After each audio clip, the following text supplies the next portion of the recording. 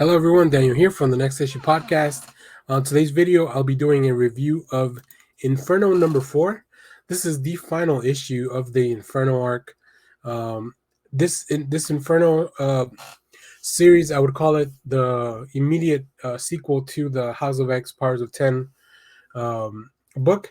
I think that you can read this. The only information you really need to have read this whole 4-issue story is going back to read House of X and Powers of 10 to kind of understand what the setup was. Let's look at the team, and then we'll talk a little bit more about the story and what's going on here in this issue. Um, so, one of the things I love about the stuff they're doing in the X-Men books is they always give you a little roster. There's so many mutants that are everywhere that the team understands, especially Jonathan Hickman and the team. They understand that we need to keep the characters straight. So they give you a little bit of an overview of all the characters that will, like all the main characters that will show up in the story. So in this one, we have Professor X, Magneto, Moira, Mystique, Destiny, Cypher, who's one of my favorite mutants, Emma Frost, Warlock, Krakoa, who's the sentient island where the X-Men now live, the Omega Sentinel, and Nimrod, who's Sentinel from the future. This is written by Jonathan Hickman with art by Valerio Schiti and Stefano Caselli, David Curiel on colors, and Joe Sabino on art on letters, with a design by Tom Mueller. The design, I believe, also includes not only the logos but like the Krakoan alphabet.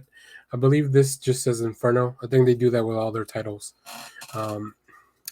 So yeah, in this issue is the dramatic conclusion to one of the best mysteries. Like they've planted seeds, no pun intended. They planted a lot of seeds of this stuff in House of X and Powers of 10, and we finally have a resolution. I won't go into any spoilers. I think it's worth it for everyone to kind of just read this on their own and understand what's going on. But I will say this: if you are reading any X-Men stuff, you must pick up this four-part series. Specifically, this issue just really it's an oversized issue. I believe it was like 42 pages, and it just really delivers with every page. I found it very satisfying. I really love a lot of the characters that are in play here, and I was happy to see that the mystery, not only was it solved in a satisfying manner for me, but it's also setting up more stuff that we'll see in this new upcoming wave of X-Men books that have been announced throughout the throughout the future. I think we know that Jonathan Hickman's taking a little break from X-Men after this, but I think he leaves all this stuff in really good hands. So let's take a look at some art, because I think the art team also excels. Um, all the all the X-Men books have had great teams. Valerio Schiti, I think most of my favorite work from Valerio is on Sword. I think he's done a really good job with Al Ewing there. But Stefano Caselli and Valerio Schiti just really bring their best to this issue, and I think each one of them takes care of one of the. There's two kind of main plot lines going on here. We have Magneto and Xavier as they look for Moira. They end up at the Orchid, and here we have a confrontation with them and the Omega Sentinel and Nimrod, and all these red shirts, pretty much as you can see here on the panel. These are just base level humans that work for the Orchid, and you already know that they're not even gonna be consequential to the story. Um, I love the action here. I really like that. Also, that Nimrod's dialogue is really interesting, because he is such an advanced machine, uh, that yeah, he looks down on humanity so much.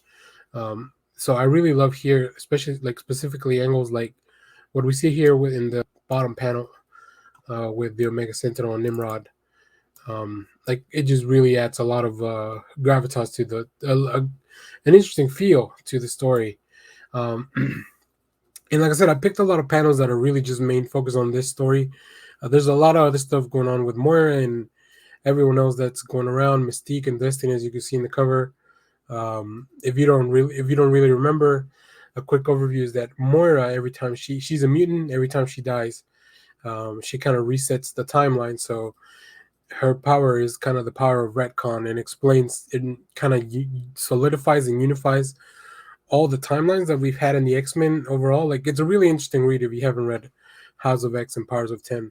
But yeah, I love here the sound effects that they add to for all the humans just kind of dying, and Nimrod and the Omega Sentinel, like, they don't even care about these humans.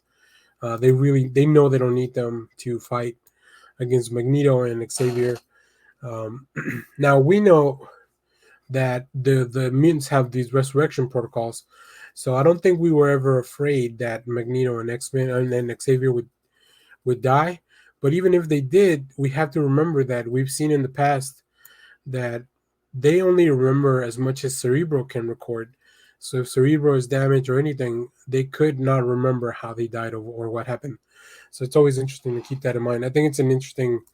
I know a lot of people don't like the fact that the mutants are at this point kind of immortal, but I really do. I really think you could do a lot more stuff.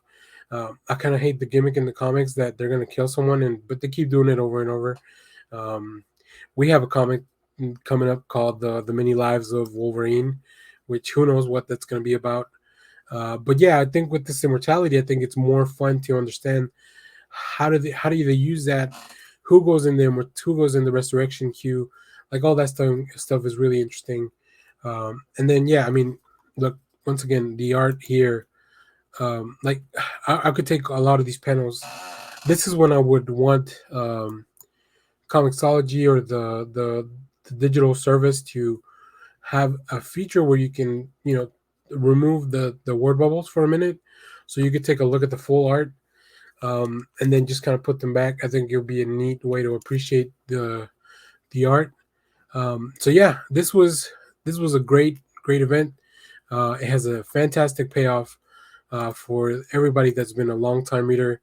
I do think this one would be a hard event to get into if you haven't done the what do you call the required reading. But I mean, Jonathan Hickman has been doing great stuff. I just recently reread Secret Wars that he did with Assad Ribic back in 2015. So I mean, there's just a lot of fun stuff that you can catch from Hickman, and I think he really understands how to make superheroes in these comics, try to make them interesting and change things up a little bit from the normal status quo. And no, like there hasn't been a shakeup like this in a while.